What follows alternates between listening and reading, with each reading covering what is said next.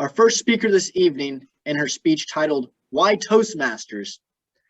explains some ideas that she's learned and how we can become a better club and how we are better together. Let's welcome Shirley.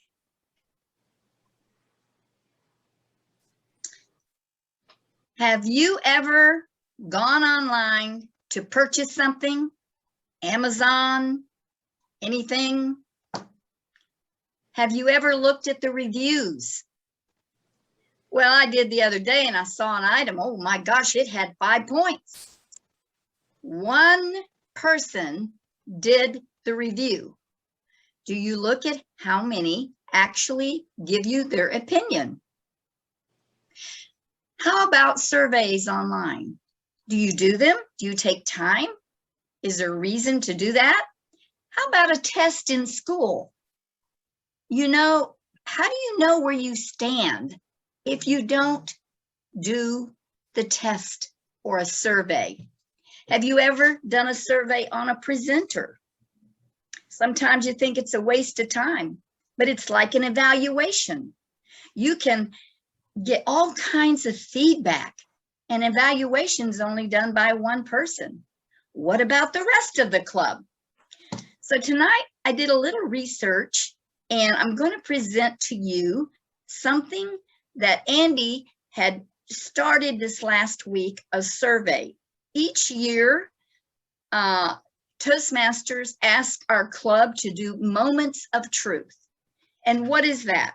That is to see how the club is doing overall and let us know. He used a form called Google Forms, and I'm going to share what we did. And let me find it. Okay. Here is a picture of the graphs. Now I'm going to let you notice. Can everybody see that? I hope. Yeah. How many people actually did the survey? Only 12. We have a club of 24. Everyone here matters, but we don't know unless you do the survey.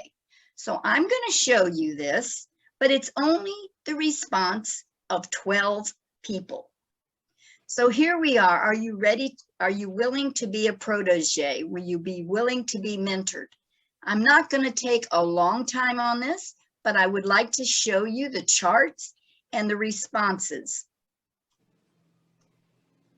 Okay, why isn't it working? Okay. Here is one. If you were in leadership position, which one would you choose? Gee whiz, I noticed one that isn't even in there, and that's the president. Oh my gosh, nobody wants to be the president except Andy. Okay, what is your preferred way to communicate? It is basically email, but we do have text and by phone by 12 members. Responses. So I look at this and I think, well, if we're in 4, we're not in 5. 4 is, to me, is okay because it gives us room to improve, but this is how well we perform our achievement recognition. And here is the membership strength, sufficient number of members and recruitment. How well we perform our program planning. How does the club perform in membership orientation? I was kind of surprised in this. I thought the VPE was really on the ball and helping new members, but I'm going to talk about that in just another minute, what might have been affected in this. Toastmaster Club performance, the first impressions was well. And that was that. So now I'm going to stop the share and I'm going to go to another screen.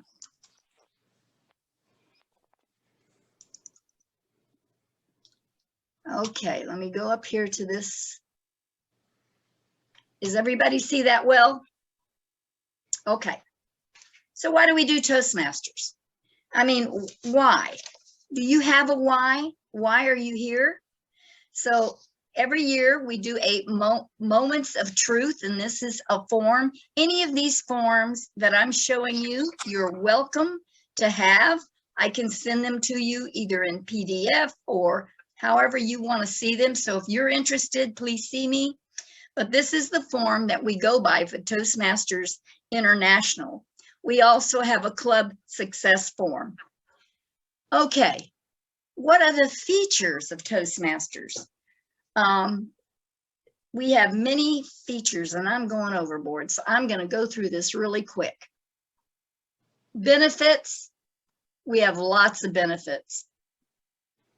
Value to the individual. This is such an awesome personal growth, clear communication and confidence, effective leading meetings. I'm just jumping around. I know you can read. Value to the organization. This has a lot to do with your work skills. So you can enhance your skills through your work, effective meetings, and a positive return. Now, I want to say a few things about communication. We have different forms of communication. One is face-to-face, and a lot of it is technology. We either do it by phone, text, emails, and Facebook and other sites, and Zoom. These are all skills that we're all working at learning so that we can communicate with one another.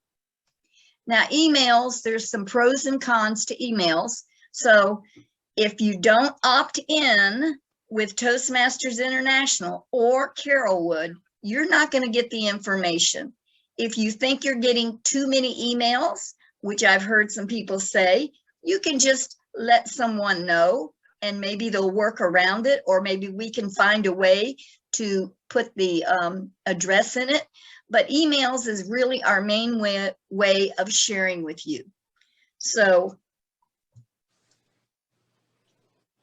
they asked a question about, do you want communication, leadership, or service? And that was really tricky for me because I think it's all together. So we do support you. We provide you positive feedback.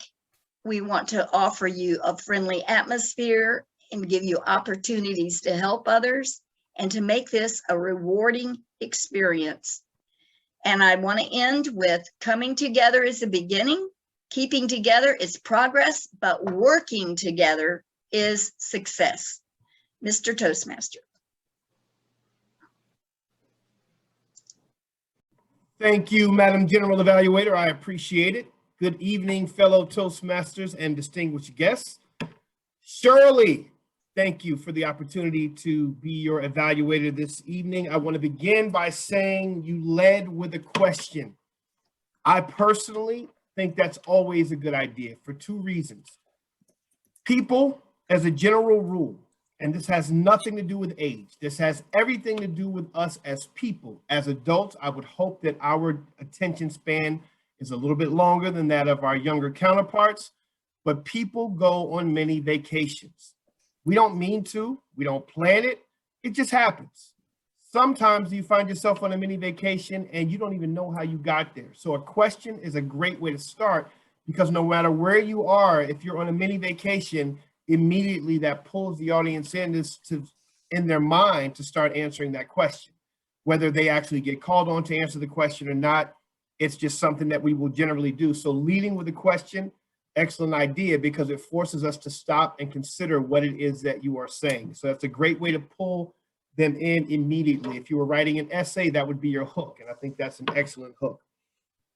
Data, which you gave us a great deal of, I think is always a strong way to back up what you are bringing to the audience, what you are bringing as far as your message in your speech. And the reason I say that data is always a strong support, a strong backup, is because as one of my favorite quotes is, men lie, women lie, the data does not. And you gave data, you supported what you had to say, and you gave us the numbers. And we just have to chew on that now, right? Several of us were still needing to be a part of the survey. There's no judgment there. Those are just the facts. If we choose to feel some type of way about that, that's on us. That's not on you as the presenter. So the data is always a strong support for what it is that you have to say. So well done there. You said, okay, why isn't this working? I want to tell you something. And I know all of my fellow Toastmasters probably get tired of me saying this, but I hang my hat here. Never apologize unless it's a necessary apology. And you didn't apologize, so follow me. But you mentioned that something wasn't working. That is none of our business. Unless it hinders you in some way and it keeps you from being able to present something that is crucial to what you are about to say, then address it. But if it's not working, tinker with it until it starts working. And if it doesn't work, act like you didn't need it unless it's something that you actually did need, because we only know what you tell us.